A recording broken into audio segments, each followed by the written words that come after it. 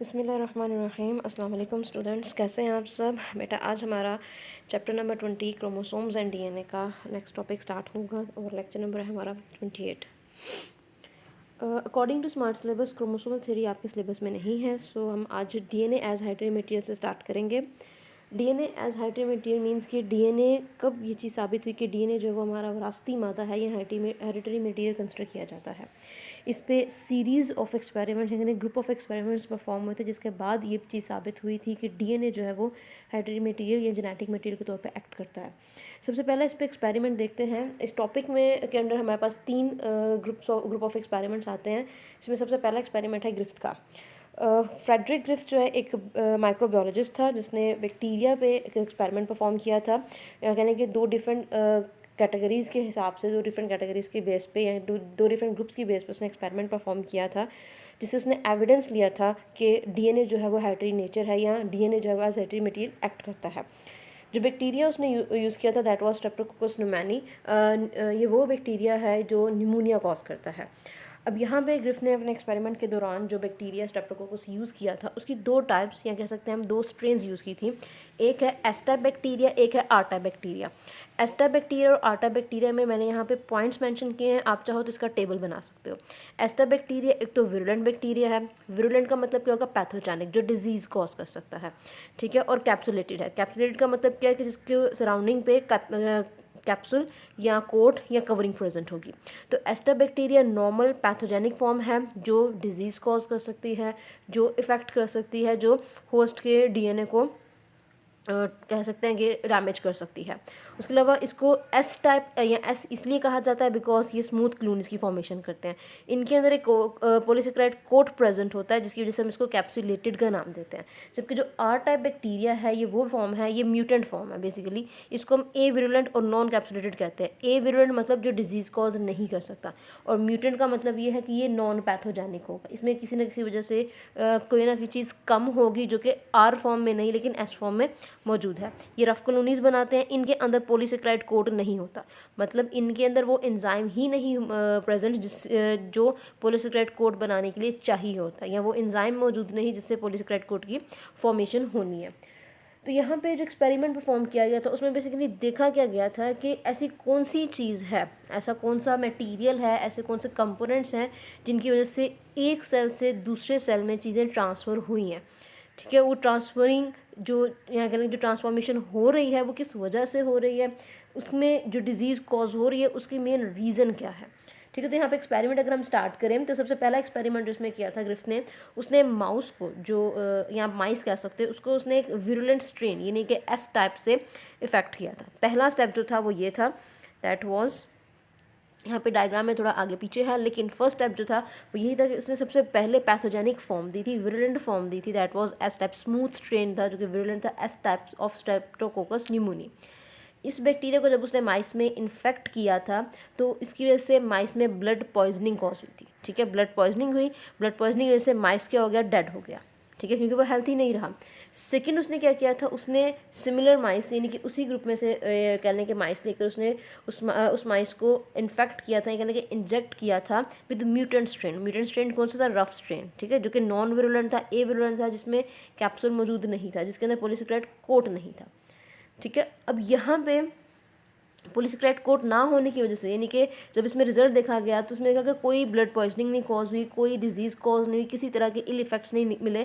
तो माइस के बारे में कहा गया था कि उसमें विरुलेंस हुई नहीं है, ठीक है, उसमें विरुलेंस हुई नहीं है, माइस जो है वो जिंदा है, हेल्थी है, यानी कि वो उसको किसी भी तरह की उसमें डिजीज़ कॉज नहीं हुई है। तो यहाँ पर इन दो एक्सपेरिमेंट्स के बाद पहला जो उसने कहने के इस फर्स्ट ग्रुप ऑफ एक्सपेरिमेंट में दो स्टेप्स किए थे, इससे फ्रेडरिक ने ये कंक्लूजन निकाला था कि पॉलीसेकेराइड कोट जो है वो विरुलेंस कॉज करने के लिए बहुत ज़रूरी है। मतलब जो पॉलीसेकेराइड कोट स्मूथ फॉर्म में प्रेजेंट है लेकिन आर फॉर्म में यानी कि रफ स्ट्रेन में नहीं देखा गया, रफ फॉर्म में नहीं देखा गया या एब्सेंट है, तो वो एब्सेंट होने की वजह से, वो कोड पॉलीसेकेराइड कोड एब्सेंट होने की वजह से आर फॉर्म जब हमने माइस को दिया तो माइस में कुछ नहीं हुआ। उसका पहला एक्सपेरिमेंट का जो रिजल्ट जो उसने कंक्लूजन निकाला था वो ये था। जबकि अगर हम पॉलीसेकेराइड कोड की बात करें तो पॉलीसेकेराइड कोड जो है वो डिजीज़ कॉज नहीं कर सकता था, ठीक है। अब इस चीज़ को क्लियर करने के लिए, यानी कि उसने इस चीज़ को प्रॉपरली देखने के लिए पॉलीसेकेराइड कोड खुद टॉक्सिक इफेक्ट कॉज कर रहा है वो टॉक्सिक है या नहीं है, इस चीज़ को क्लियर आउट करने के लिए उसने नेक्स्ट एक और एक्सपेरिमेंट किया जिसमें उसने 2 काम किए थे। वो 2 काम क्या थे, यानी कि उसके एक्सपेरिमेंट का थर्ड स्टेप क्या होगा कि उसने जो स्मूथ स्ट्रेन यानी कि एस टाइप बैक्टीरिया जो थे उसको उसने हाई टेम्परेचर देकर, हाई टेम्परेचर पे बॉयल करके किल किया था। हीट किल्ड का मतलब क्या है, हाई टेम्परेचर पे उसको किल किया गया था। ठीक है, फिर इसको उसने यानी कि इस हीट किल्ड एस स्ट्रेन को या स्मूथ स्ट्रेन को, जो कि कह लें कि विरुलेंट हमने कहा, जो विरुलेंस कॉज करेगा, जो डिजीज़ कॉज करेगा, उसको उसने बैक्टीरिया के अंदर इंजेक्ट किया। ठीक है, जब माइस के अंदर इंजेक्ट किया। जब उसने माइस के अंदर इसको इंजेक्ट किया तो माइस में किसी भी तरह की डिजीज़ कॉज नहीं हुई, माइस में किसी भी तरह के इल इफेक्ट्स नहीं देखे गए। इट मीन्स कि माइस जो है वो ज़िंदा रहा, यानी कि वो हेल्थी रहा। ठीक है, तो एज अ कंट्रोल उसने देन एक और मिक्सचर बनाया इस चीज़ को चेक करने के लिए कि यहाँ पर हीट स्मूथ स्ट्रेन को जब हमने हाई टेम्परेचर दिया तो उसमें क्या चीज़ ऐसी इफ़ेक्ट हुई है जिसकी वजह से इलनेस कॉज नहीं हुई है, उस चीज़ को चेक करने के लिए फिर नंबर 4 पे यानी कि उसने नेक्स्ट स्टेप क्या किया इस एक्सपेरिमेंट में, उसने एक मिक्सचर बनाया और उस मिक्सचर में एस स्ट्रेन और आर स्ट्रेन दोनों चीज़ें मौजूद थी।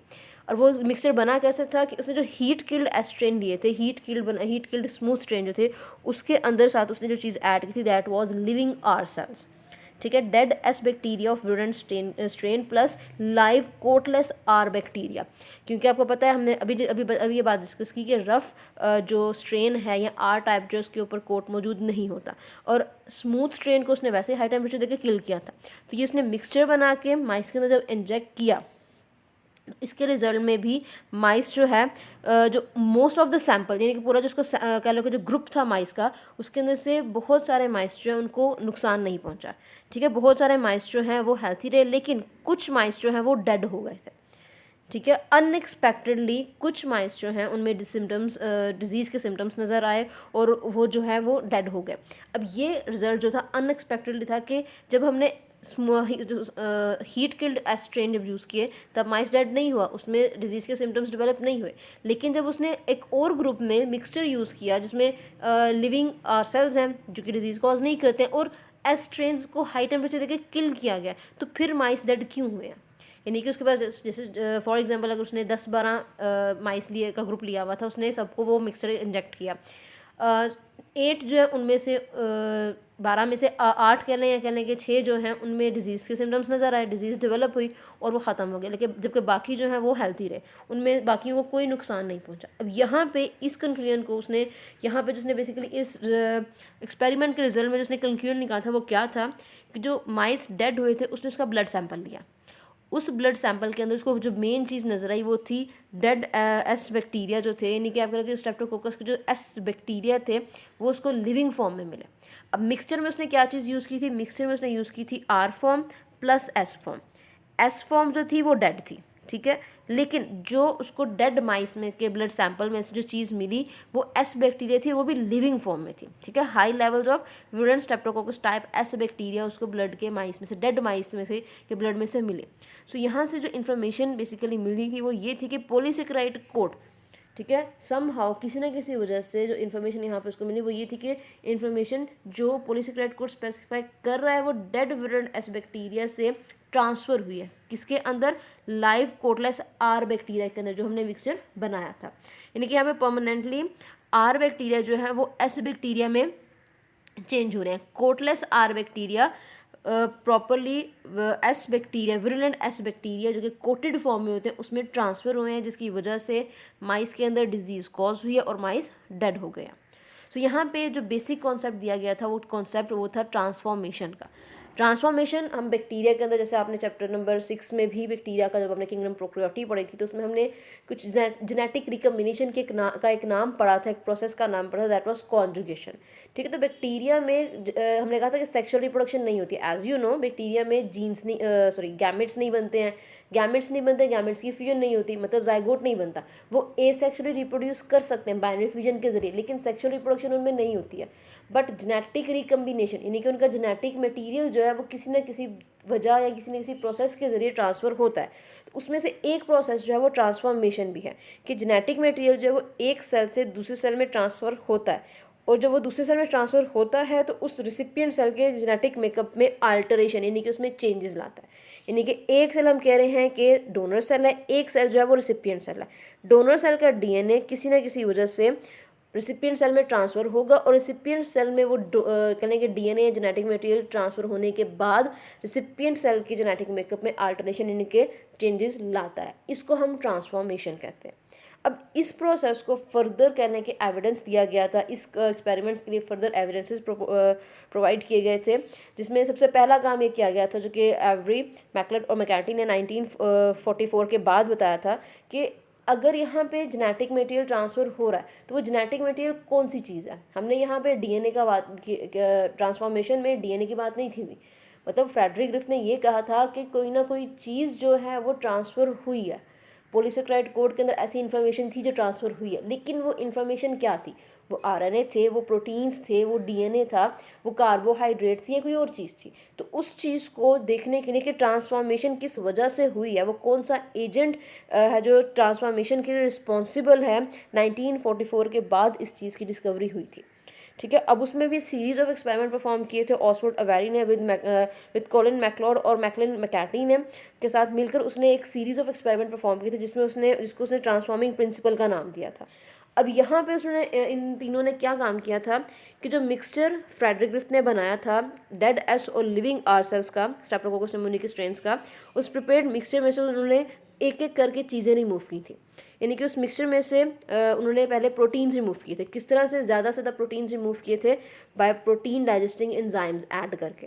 ठीक है, यानी कि by adding protein digesting enzymes उन्होंने ज़्यादा से ज़्यादा प्रोटीन्स रिमूव कर दिए और उनके पास 99.98% प्योरिटी जो है उन्होंने दी थी। अब जब इसमें उन्होंने प्रोटीन्स रिमूव किए तो उन्होंने चेक किया कि ट्रांसफॉर्मिंग या ट्रांसफॉर्मेशन का काम जो है या ट्रांसफॉर्मिंग एक्टिविटी जो है वो हो रही है या नहीं हो रही है। तो रिजल्ट को क्या मिला कि ट्रांसफॉर्मेशन हो रही है, यानी कि ट्रांसफॉर्मिंग एक्टिविटी ना तो कम हुई है ना रुकी है। देन उसके बाद उन्होंने आरएनए रिमूव किया by adding RNA digesting enzymes. Activity तब भी नहीं रुकी, ना ही कम हुई है। आफ्टर दैट जब उन्होंने डीएनए उस मिक्सचर के अंदर डीएनए डाइजेस्टिंग एंजाइम्स यानी डीएनएज को ऐड किया तो सारी की सारी ट्रांसफॉर्मिंग एक्टिविटी जो वो डिस्ट्रॉय हो गई, मतलब ट्रांसफॉर्मेशन जो है वो स्टॉप हो गई। तो वहाँ से ये पॉइंट क्लियर हुआ, ये कहने की ये एविडेंस मिला। सबसे पहली जो कहने की एक्सपेरिमेंट एज अ एविडेंस दिया गया जिसमें प्रूफ हुआ था कि ट्रांसफॉर्मिंग प्रिंसिपल यानी कि जो चीज़ ट्रांसफॉर्म हुई है एक सेल से दूसरे सेल में, जो चीज़ ट्रांसफर हुई है वो डीएनए है ना कि प्रोटीन्स हैं। ठीक है, तो यहाँ पे जो उन्होंने प्रोटीन्स को रिमूव किया, फिर उसके बाद उन्होंने आरएनए को रिमूव किया, तो यहाँ पे जो प्रॉपर्टीज़ उनको मिली थी ट्रांसफॉर्मिंग प्रिंसिपल की, वो आरएनए या प्रोटीन से रिजेंबल नहीं थी करती, वो डीएनए से रिजेंबल करती थी। इसलिए प्रोटीन डाइजेस्टिंग एंजाइम्स और आरएनए डाइजेस्टिंग एंजाइम्स ने उस ट्रांसफॉर्मिंग एक्टिविटी को बिल्कुल भी इफेक्ट नहीं किया, जबकि डीएनए डाइजेस्टिंग एंजाइम्स ने उस ट्रांसफॉर्मिंग एक्टिविटी को पूरी तरह से ख़त्म कर दिया था। आफ्टर दैट एक और एक्सपेरिमेंट इसमें परफॉर्म किया गया था, दैट वाज हार्शेचेज एक्सपेरिमेंट। एक कहने के अवेरी ने जो कंक्लूजन दिया था 1952 में, उसको फर्दर एडिशनल सपोर्ट प्रोवाइड किया गया था by performing another experiment जो कि अल्फ्रेड हार्शे और मार्था चेज ने किया था। अब इनका जो एक्सपेरिमेंट था वो एक्सपेरिमेंट था बैक्टीरियोफेज पे।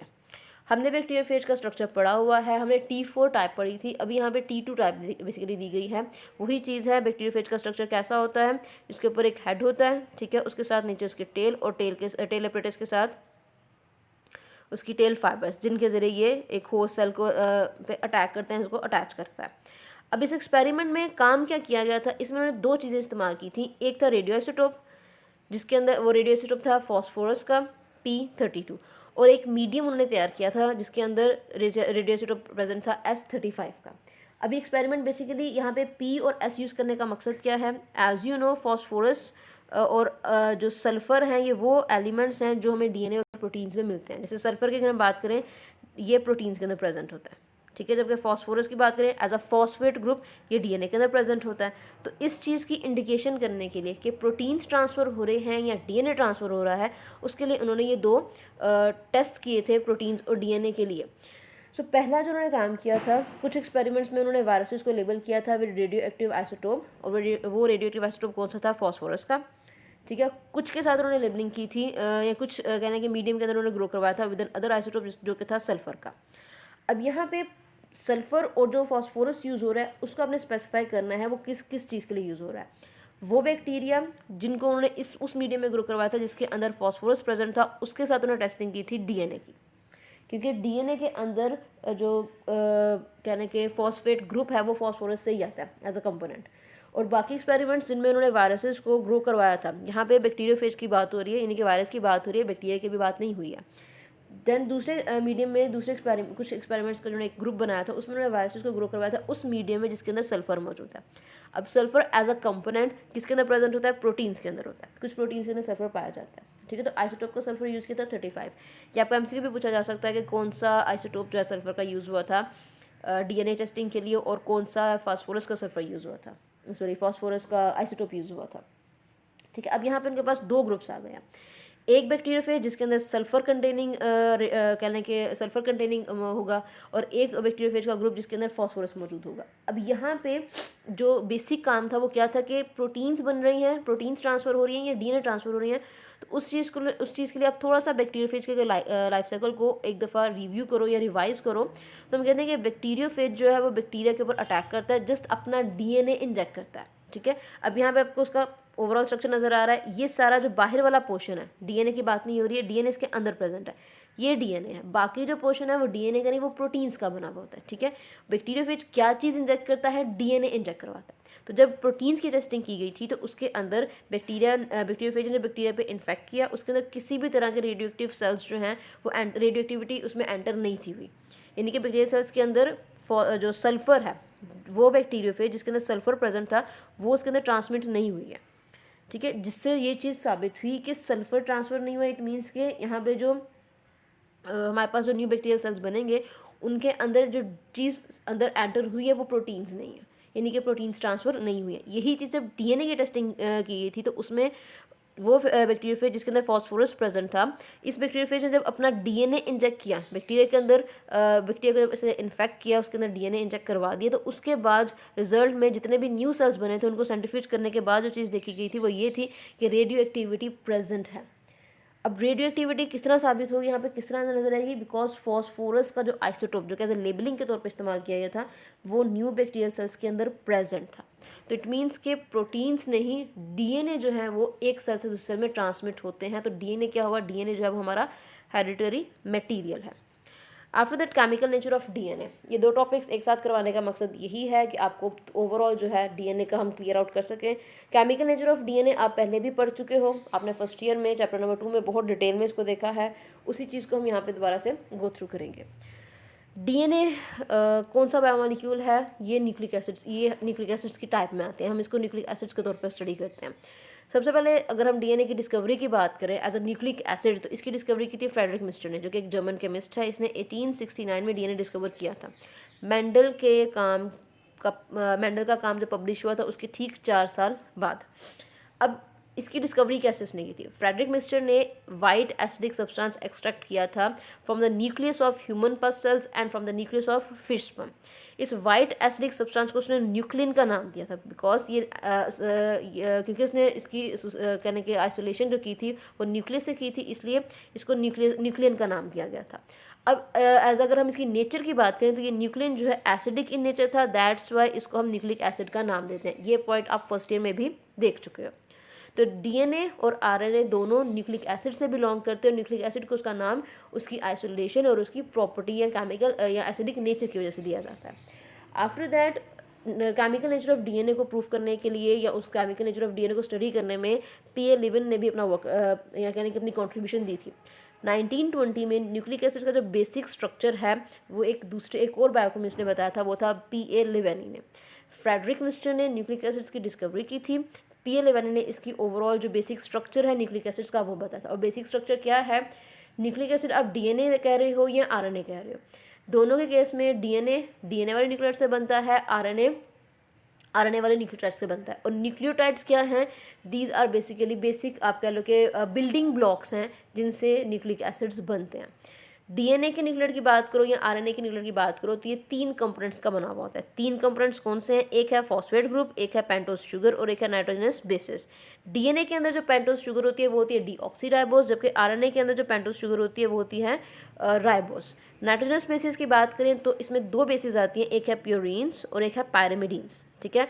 आरएनए और डीएनए में क्या डिफरेंस आता है? आरएनए के अंदर जो प्यूरिन नाइट्रोजनस बेसिस यानी कि प्यूरिन्स और पैरामिडीन्स है वो कौन सी है? एडेनिन है, गवानीन है, थायमिन है और साइटोसिन है। जबकि अगर हम आरएनए की बात करें तो उसमें एडेनिन, गवानीन, यूरेसिल और साइटोसिन, ठीक है, यानी कि आरएनए के अंदर यूरेसिल प्रेजेंट होता है इंस्टेड ऑफ थायामीन। तो यहाँ पे हमारे पास कंक्लूजन क्या निकलता है कि जब आप डीएनए की और आरएनए के स्ट्रक्चर्स की बात करते हो, उसकी कंपोनेंट्स की बात करते हो, तो उनके अंदर रिपीटिंग यूनिट्स प्रेजेंट होते हैं, यानी कि न्यूक्लियोटाइड्स प्रेजेंट होते हैं जो डीएनए के चेन्स बनाते हैं और आरएनए की चेन्स बनाते हैं। अब यहाँ पे आप देख सकते हैं मैंने यहाँ पे एडेनिन का न्यूक्लियोटाइड, गवानीन का, साइटोसिन का, थायमिन का न्यूक्लियोटाइड को क्लेरिफाई करने के लिए तीन आपके सामने एक इमेज ऐड की है। ये हमारे पास पेंटोस शुगर है, ये पेंटोस शुगर है, ये हमारे पास बेस है, ठीक है। डीएनए का हम क्योंकि बात करें तो ये डीऑक्सीराइबोस जो पेंटोस शुगर होगी, ये फॉस्फेट ग्रुप है। आफ्टर दैट नाइट्रोजनस बेसिस में प्यूरिन्स कौन सी हैं? प्यूरिन्स लार्जर साइज़ की होती हैं, डबल रिंग्ड होती हैं। इसके अंदर दो कैटेगरीज आती हैं, एक एडेनिन और एक गवानीन, ठीक है। डिफरेंस के तौर पे आप लिख सकते हो प्यूरिन्स लार्जेस्ट होती हैं, डबल रिंग्ड होती हैं, इसमें एडेनिन और गवानीन आती हैं। और पैरामिडीन क्या होती हैं? पैरामिडीन जो हैं ये स्मॉलर साइज़ की होती हैं, सिंगल रिंग्ड होती हैं और इनके अंदर साइटोसिन, थायमिन और यूरेसिल आता है। डीएनए में साइटोसिन और थायमिन कंसिडर करेंगे और जब हम आरएनए की बात करते हैं तो साइटोसिन और यूरेसिल। न्यूक्लियोटाइड का स्ट्रक्चर आपके सामने रिप्रेजेंट किया है, यहाँ पे देख सकते हैं आप लोग, ये 5 कार्बन शुगर है जिसके एक एंड पे नाइट्रोजनस बेस प्रेजेंट है और एक एंड पे फॉस्फेट ग्रुप प्रेजेंट है। ये फॉस्फेट ग्रुप कहाँ से लेते हैं? ये फॉस्फेट ग्रुप इनके पास आता है फॉस्फोरिक एसिड से, H3PO4 से। आफ्टर दैट पोलीन्यूक्लियोटाइड चेन की फॉर्मेशन, जैसे हमने बायोमोलिक्यूल्स में जब हम कार्बोहाइड्रेट्स की बात करते हैं, हम लिपिड्स की बात करते हैं या हम प्रोटीन्स और न्यूक्लिक एसिड्स की बात करते हैं, तो प्रोटीन्स में जैसे आप बताते हैं कि पॉलीपेप्टाइड चेन्स बनते हैं। पेप्टाइड वर्ड जो है वो यूज़ होता है प्रोटीन्स के लिए, ठीक है। अब यहाँ पे आप डीएनए यानी कि न्यूक्लिक एसिड्स की बात कर रहे हो तो यहाँ पे जो यहाँ पे वाई नहीं, यहाँ पे यू आ गई, जो पोलीन्यूक्लियोटाइड है ये वर्ड यूज़ है, यानी कि ये न्यूक्लियोटाइड जो है ये न्यूक्लिक एसिड्स के लिए यूज़ हो रहा है। अब पोलीन्यूक्लियोटाइड चेन बनती कैसे? जैसे कि आपको पता है कि डीएनए की जो चेन बनती है, एक न्यूक्लियोटाइड है तो वो दूसरे न्यूक्लियोटाइड के साथ कनेक्ट होता है, दूसरा तीसरे न्यूक्लियोटाइड के साथ कनेक्ट होता है और इसी तरह से एक लंबी चेन बन जाती है। डीएनए के अंदर हमारे पास 2 स्ट्रैंड्स यानी कि 2 चेन्स होते हैं, जबकि आरएनए के अंदर हमारे पास एक स्ट्रैंड या एक चेन होता है। अब यहाँ पे एक न्यूक्लियोटाइड का फॉस्फेट 5 प्राइम एंड और 3 प्राइम एंड जो है वो दूसरे न्यूक्लियोटाइड्स के साथ अटैचमेंट शो करते हैं, ठीक है। दूसरे न्यूक्लियोटाइड के कार्बन के साथ अटैचमेंट शो करते हैं, जिसकी वजह से डीएनए हो या आरएनए हो ये लॉन्ग चेन्स की फॉर्म में प्रेजेंट होते हैं। लॉन्ग चेन्स इनमें बनती है न्यूक्लियोटाइड की, लेकिन इसमें जो कनेक्शन बनेगा, ये जो चेन बनेगी जिसमें आप कह रहे हैं कि एक न्यूक्लियोटाइड दूसरे न्यूक्लियोटाइड से कनेक्ट हो रहा है, इसमें होती है डिहाइड्रेशन। डिहाइड्रेशन मीन्स के वाटर मॉलिक्यूल रिमूव होगा, तो एक वाटर मॉलिक्यूल इलिमिनेट होगा, उसके रिजल्ट में एक कोवलेंट बॉन्ड की टाइप बनेगी जो इन 2 न्यूक्लियोटाइड्स को कनेक्ट कर रही है। उस बॉन्ड को हम कहते हैं फॉस्फोडाइएस्टर बॉन्ड। फॉस्फो मतलब फॉस्फेट ग्रुप, डाइएस्टर मतलब 2 एस्टर बॉन्ड्स, ठीक है। फॉस्फेट ग्रुप तो 2 शुगर्स को कनेक्ट कर रही है। 2 शुगर्स कौन सी हैं?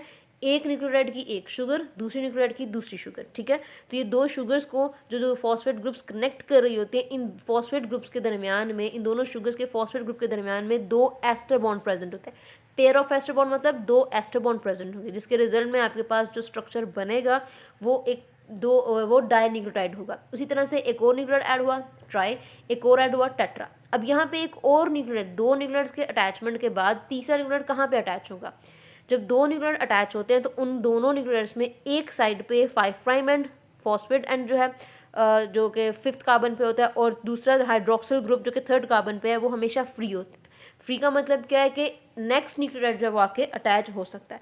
तो इसी तरह से जो पोलीन्यूक्लियोटाइड चेन बनती है जिसमें थाउजेंड्स के हिसाब से न्यूक्लियोटाइड्स प्रेजेंट होते हैं, वो इसी तरह से एक करके अटैच होते जाते हैं, ज्वाइन करते जाते हैं और प्रॉपर एक लंबी सी लॉन्ग चेन बन जाती है। फॉस्फोडाइएस्टर बॉन्ड आप देख सकते हैं, यहाँ पे आप देखें ये 5 प्राइम एंड मेंशनड है, ठीक है। यहाँ पे ये 3 प्राइम एंड मेंशनड है, यानी कि यहाँ पे एक और न्यूक्लियोटाइड आके अटैच हो सकता है, यहाँ पे भी एक और न्यूक्लियोटाइड आके अटैच हो सकता है। जो नेक्स्ट न्यूक्लियोटाइड आके अटैच होगा उसमें भी इसी तरह से 5 प्राइम एंड और 3 प्राइम एंड का रीजन जो है वो फ्री होगा। अगर तो आप इस रीजन की बात कर रहे हो तो यहाँ पर जो न्यूक्लियोटाइड आके अटैच होगा उसमें 5 प्राइम एंड फ्री रहेगा, और इस रीजन से या इस एंड से जो आके न्यूक्लियोटाइड अटैच होगा उसमें भी हाइड्रोक्सिल ग्रुप पे 3rd कार्बन पे जो हाइड्रोक्सिल ग्रुप है उसमें अटैचमेंट, नेक्स्ट न्यूक्लियोटाइड की अटैचमेंट हो सकती है। अब हमें फॉस्फेट ग्रुप यानी कि जो 2 एस्टर बॉन्ड्स हैं वो कहाँ पे बन रहे हैं? ये 2 एस्टर बॉन्ड्स जो है बेसिकली यहाँ पे इस पोर्शन में बन रहे हैं, ये जो रीजन है, ठीक है। OCPOC ये डाई एस्टर बॉन्ड की इंडिकेशन है। तो ये एक न्यूक्लियोटाइड का फॉस्फेट ग्रुप जो है वो दूसरे न्यूक्लियोटाइड के साथ कनेक्ट कर रहा है। ये एक शुगर होगी आपके पास, ये आपके पास दूसरी शुगर होगी। इन दोनों शुगर्स के दरम्यान में लिंक कहाँ से बन रहा है? फॉस्फेट ग्रुप से बन रहा है। अब यहाँ पे इस लिंक के दौरान क्या चीज़ रिमूव होगी? H2O रिमूव होगा, तब कहीं जाके ये स्ट्रक्चर बनेगा। तो ये फॉस्फोडाइस्टर बॉन्ड डिहाइड्रेशन सिंथेसिस के रिजल्ट में बनता है। ये रिएक्शन जो है इट्स अ डिहाइड्रेशन सिंथेसिस, यानी कि वाटर मॉलिक्यूल रिमूव होगा, कोवलेंट बॉन्ड बनेगा और जो बॉन्ड है उसका नाम क्या है? Phosphodiester bond. After that Erwin Chargaff का वर्क क्या था? हमने जब भी डीएनए का नाम लिया है तो हम कहते हैं कि जो बेसिस हैं वो इक्वल प्रोपोर्शन में होती हैं, यानी कि प्योरीन्स जो है they are always equal to pyrimidines. वो किस तरह से कि एडेनिन जो है वो हमेशा जो है थायमीन के इक्वल होती है, जबकि गवानीन जो है वो हमेशा साइटोसिन के इक्वल होती है। नंबर ऑफ हाइड्रोजन बॉन्ड्स की बात नहीं करी, इसलिए मैंने यहाँ पे इक्वल लिखा, यानी कि एडेनिन ने हमेशा थायमीन के साथ पेयर अप करना है और गवानीन ने हमेशा साइटोसिन के साथ पेयर अप करना है। ठीक है, अब यहाँ पे अगर हम बॉन्डिंग की बात करें, एडेनिन थायमीन के साथ जब बॉन्ड बनाती है तो वो बनते हैं 2 हाइड्रोजन बॉन्ड्स, जबकि अगर आप गवानीन और साइटोसिन की बात करें तो यहाँ पे 3 हाइड्रोजन बॉन्ड्स बनते हैं। इसको हम आगे फर्दर वाटसन क्रिक के मॉडल में क्लियर आउट करते हैं। आफ्टर दैट डीएनए के मॉडल को प्रॉपर डिस्क्राइब करने से पहले एक और वर्क हुआ था जो कि किया था रोजलिंड फ्रैंकलिन ने। रोजलिंड फ्रैंकलिन ने अपना वर्क जो किया था वो ब्रिटिश बायोकेमिस्ट मॉरिस विल्किंस के लेबोरेटरी में किया था। उसने एक्सरे डिफ्रैक्शन पैटर्न बनाया था डीएनए मॉलिक्यूल का। किस तरह से? उसने एक्सरे डिफ्रैक्शन एनालिसिस करवाई थी, उसने डीएनए मॉलिक्यूल पे बीम ऑफ रेज बम्बार्ड करवाए थे, जिसके रिजल्ट में जो उस मॉलिक्यूल के अंदर एटम्स थे वो उनका पाथ जो है वो अपना पाथ जो है या तो उनका पाथ बेंड हो गया था या उन्होंने अपना पाथ चेंज करके डिफ्रैक्टेड कर लिया था, जिसकी वजह से जो डिफ्रैक्शन पैटर्न या जो बेंडिंग नज़र आई थी उन एटम्स के पाथ में, उनके जो बम्बार्ड होने के बाद जब उनकी जो पाथ जहाँ पे वो बेंड हो रहे थे वहाँ पे जो पैटर्न मिला था उस पैटर्न को फोटोग्राफिक फिल्म में रिकॉर्ड किया गया था। तो यहाँ से ये पॉइंट क्लियर होता है कि बेसिकली डीएनए जो है उसका जो 3D स्ट्रक्चर हमें मिला है वो उसकी शेप जो है वो हेलिक्स की फॉर्म में है। ठीक है, उन दोनों चेन्स का जो डायमीटर है, यानी कि जो आप डीएनए का इसमें स्ट्रक्चर बनाते हो, जो आप इसमें चेन बनाते हो, इसके अंदर ये जो हमारे पास डीएनए हेलिकल फॉर्म में, एक तो उसने कहा कि डीएनए की शेप इस तरह की होती है। ठीक है, उसके बाद ये कहा गया कि ये जो चेन है इन दोनों चेन्स के दरमियान का जो डायमीटर है वो कितना है? वो 2 नैनोमीटर है। और ये कंप्लीट टर्न हमारे पास बनता है, हर टर्न पर कंप्लीट हेलिकल टर्न जो है वो 3.4 नैनोमीटर की बेस पे बनता है। ठीक है, तो ये कुछ वर्क्स थे, ये कुछ कह लें कि कॉन्ट्रीब्यूशंस थी साइंटिस्ट की, जिसके बाद प्रॉपरली हमारे पास डीएनए का डबल हेलिकल स्ट्रक्चर आया था जो कि वाटसन और क्रिक ने दिया था। ठीक है, मैंने यहाँ पे बेटा पॉइंट्स की फॉर्म में चीज़ ऐड की है, मैंने डिटेल नहीं ऐड की, सिर्फ डायग्राम्स आपको समझाऊंगी, इसलिए क्लास ध्यान से समझेगा। इसमें कुछ भी न्यू नहीं है, ये सारे वो डिटेल्स हैं जो आपने चैप्टर नंबर 2 में बायोलॉजिकल मॉलिक्यूल्स में डीएनए का स्ट्रक्चर स्टडी किया था, ये सारी वो डिटेल है। वाटसन क्रिक कौन थे? Watson Crick basically British not British, ये 2 यंग स्टूडेंट्स थे, क्या कह सकते हैं रिसर्चर्स थे, जो यूनिवर्सिटी ऑफ कैम्ब्रिज में वर्क करते हुए इन्होंने फ्रैंकलिन के रिजल्ट से एरविन चारग्राफ ने जो बेस रेशो दी थी, यहाँ बेस की नाइट्रोजन बेसिस की प्रोपोर्शन बताई थी, उसकी बेस पे इन्होंने अपना जो एविडेंस कह सकते हैं उन एविडेंसेस की बेस पे डीएनए का स्ट्रक्चर डिस्क्राइब किया था 1953 में पब्लिश करवाया था कि डीएनए का जो डीएनए मॉलिक्यूल का जो स्ट्रक्चर है वो किस तरह से है। सो जो प्रॉपर आपके पास डीएनए मॉलिक्यूल का स्ट्रक्चर आता है, जो उसकी वर्किंग है, वो वाटसन क्रिक की बेस पे है। उन्होंने कहा था कि डीएनए मॉलिक्यूल जो है ये सिंपल डबल हेलिक्स के फॉर्म में होता है। ठीक है, जिसके अंदर 2 स्ट्रैंड्स हैं जो एक दूसरे के साथ अगर हम बात करें तो these are pointed inward toward each other, और ये बेस पेयर्स बनाते हैं। पहला पॉइंट। दूसरा पॉइंट ये था कि बेस पेयर्स जो है उनमें हमेशा प्योरीन्स और पैरामिडीन्स प्रेजेंट होती है। प्योरीन्स जो है जो कि लार्जर साइज की होती है, they are pointing towards pyrimidines जो कि स्मॉलर साइज की होती हैं। इनका डायमीटर यानी कि इस चेन का इन दोनों के दरमियान जो डायमीटर है वो उन्होंने बताया था वो था 2 नैनोमीटर। यहाँ पे मेंशन नहीं है बट आप डायग्राम में लेबल करोगे। उसके बाद बेस पेयर्स उन्होंने कहा था कि प्लानर होती हैं। प्लानर मतलब फ्लैट होती हैं, और अगर हम स्टॉक की बात करें तो 0.34 नैनोमीटर उनमें डिस्टेंस देखा जाता है। 0.3 नैनोमीटर 2 बेस, यानी कि ये एक बेस पेयर बना रहा है। ठीक है, ये एक बेस पेयर है। इन दोनों के दरमियान का जो स्पेस या डिस्टेंस होगा that was 0.34 nanometre which is due to hydrophobic और हाइड्रोफोबिक इंटरेक्शंस की वजह से होती है। उसके बाद दोनों स्ट्रैंड्स जो हैं, ये दोनों चेन्स जो हैं, ये एंटी पैरेलल हैं। क्योंकि हाइड्रोजन बॉन्ड्स प्रेजेंट होते हैं बेस पेयर्स में, जो बेसिस बनती हैं एडेनिन का थायमिन के साथ, गवानिन का साइटोसिन के साथ जो पेयरिंग होती है उसमें हाइड्रोजन बॉन्ड्स प्रेजेंट होते हैं। तो डबल हेलिक्स जो है एज अ डबल हेलिक्स या कहने की जो डीएनए मॉलिक्यूल है एज अ डिप्लेक्स वो स्टेबलाइज्ड होता है।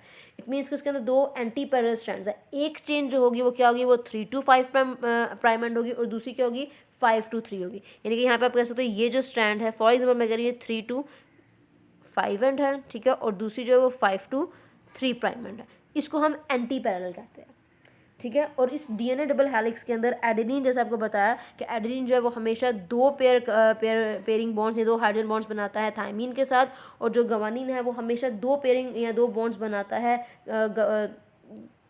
एडेनिन जो है वो दो हाइड्रोजन बॉन्ड्स बनाता है थायमीन के साथ, और गवानीन जो है वो 3 हाइड्रोजन बॉन्ड्स बनाता है साइटोसिन के साथ। तो इसकी वजह से यहाँ पे एक कॉम्प्लीमेंट्री बेस पेयरिंग नजर आती है, यानी कि बेस पेयर्स जो है एक दूसरे के कॉम्प्लीमेंट्री हैं। एडेनिन कभी भी प्रॉपर हाइड्रोजन बॉन्ड साइटोसिन के साथ नहीं बना सकता, उसी तरह से गवानीन जो है वो कभी भी हाइड्रोजन बॉन्डिंग थायमीन के साथ नहीं बना सकता, प्रॉपर हाइड्रोजन बॉन्डिंग वहाँ पे नहीं बन सकती। इट मीन्स के बेसिस जो हैं वो एक बेस पेयर्स जो है एक दूसरे के कॉम्प्लीमेंट्री हैं।